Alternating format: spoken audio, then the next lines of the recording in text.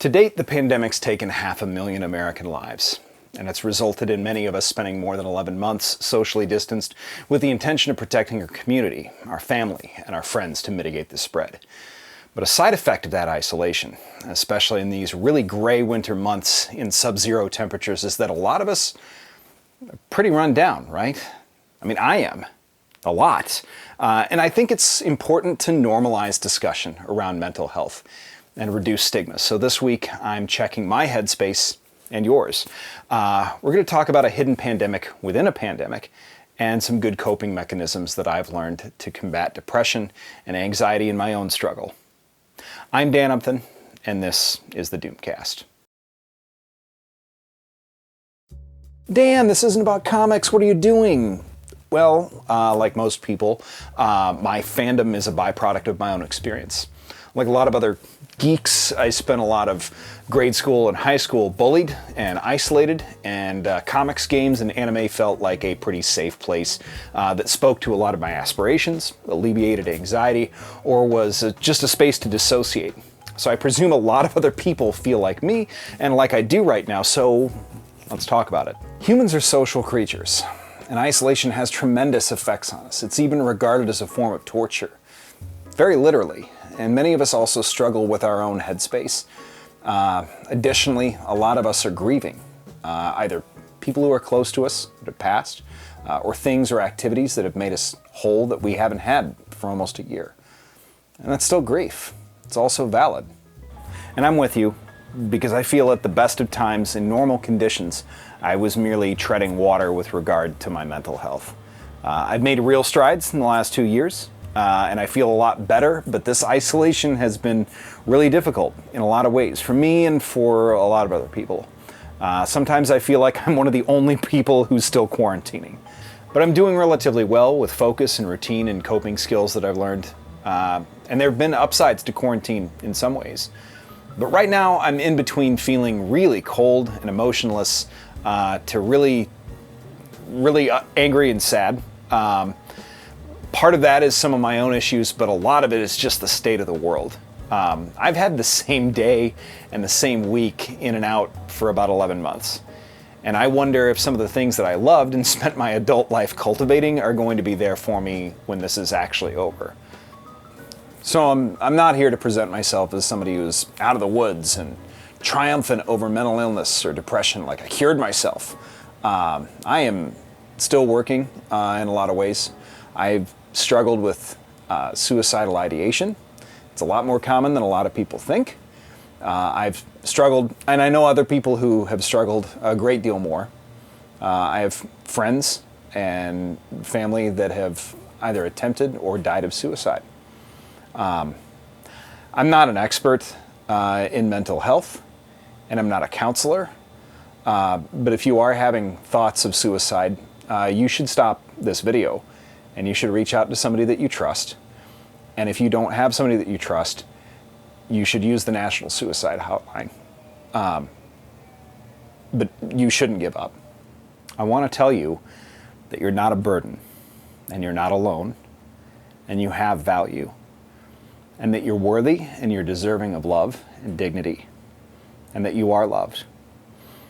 This is going to be behind us someday, whether it's your present crisis or it's the pandemic.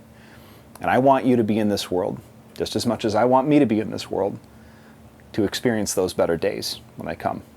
A few years ago, when it came out, I did a video on the Mr. Miracle series by Tom King and Mitch Gerads, and I never aired it because I was afraid of looking like I was seeking attention or sounding weak. And I wish I had aired it, because that book made a big difference for me in a really difficult time. And I hope that this can do the same thing for somebody else. Everybody's struggle is different. So I just want to talk about some of the things that have helped me personally. First is insight and therapy. Therapy. Men will do 300 individual videos about comic books before going to therapy. I really wish I had started it sooner. I had to identify and distinguish what were external pressures and what were my own anxieties and fears.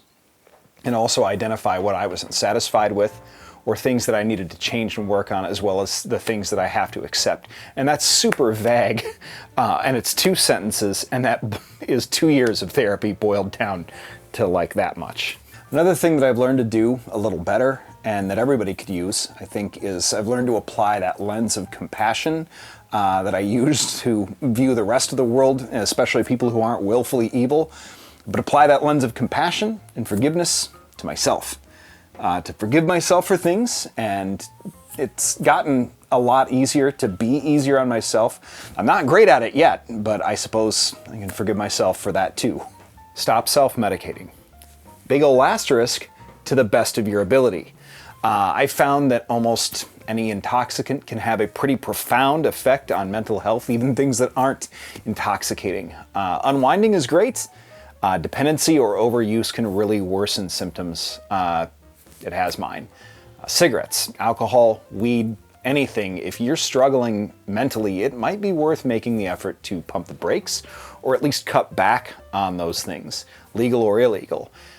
If you're struggling with substance abuse as well, there is no shame or guilt in asking for help, attending meetings, going to rehab. I know a lot of people who have tried multiple times to give those things up before they've actually succeeded. I'm one of them. If you've been prescribed medication, don't do what I've done in the past when I have been on medication and decide to stop taking it abruptly, or worse, take it intermittently. If it's not working well, or it's giving you side effects that are really unpleasant, talk to your therapist and your prescribing medical professional if those two are different people, and get it adjusted or changed if you have to. But don't just stop taking it. I found a lot of relief in controlling my diet and spending a lot of time with exercise. I do not think that you can cure your depression or bipolar or anxiety through diet or exercise, but you might be able to reduce some of those symptoms and relieve some stress. I've managed to do that. Exercise helps improve dopamine and serotonin levels, blood circulation, and a balanced diet with a lot of greens, good fats, vitamins, and high protein can help balance and boost neurotransmitters and help clear fog and really alleviate some of your symptoms. You're not good at salad and yoga your way out of depression, but damn if just getting up and walking for about 30 minutes doesn't make you feel a lot better if you can. Rest. That's been really hard for me, especially lately. My brain tends to hyper-focus later in the day, and it's really sluggish during the time when I'm actually supposed to be performing. That is to say, work. I tend to stay up really late, but I find my symptoms really improve a lot when I'm well rested, as much as I can be. On the other hand, I know some people who struggle with just sleeping a lot when they're in the middle of a depressive episode and they can't find the motivation to do really anything at all. I'd like to say that I have a great solution for either end of this, and I don't. The best I've come to is just trying to structure those things. The earlier I go to bed without electronic distraction, the easier it gets to fall asleep. I'm also giving myself permission to put my needs and my well-being first, and that nobody else is going to take care of you except for you. You don't have to be productive. You don't really have to hustle. You don't have to really do anything that you aren't feeling right now. You only really have to take care of you. To that end, I think we all know people who are struggling, so check on your friends. You aren't responsible for emotional labor, and you aren't responsible for what somebody else does, and you need to remember that no matter what happens. And yeah, you need to put your own life vest on first before you can yada yada yada help somebody out, but just a phone call can make an enormous difference in people's lives. Better yet, do something substantial and more whole than a phone call if you have the capacity to do so, because it could save somebody's life. Also, especially men, just normalize telling your friends that you love them, that you care about them, that you want them in the world. You should normalize being truly loving and really nurturing to your friends, because you need it and they do as well. So, you know, if you've experienced depressive punk, you know what it's like. You know how it feels. And you should open up that love that you needed at that time and give that to somebody when they need it. Give it to one of your friends, really. Coping with mental illness like clinical depression, anxiety, or bipolar, it doesn't have an end game. It feels like it's a constant management of symptoms, and it really kind of is. Especially right now. It really feels like an uphill battle. But again, if you're medicated, take what you're prescribed. If you need immediate help and you're in the middle of a crisis, please seek help from somebody that you trust or from the number below. You are loved, and you are part of the world for a reason, and I want you here. Thanks everybody for watching.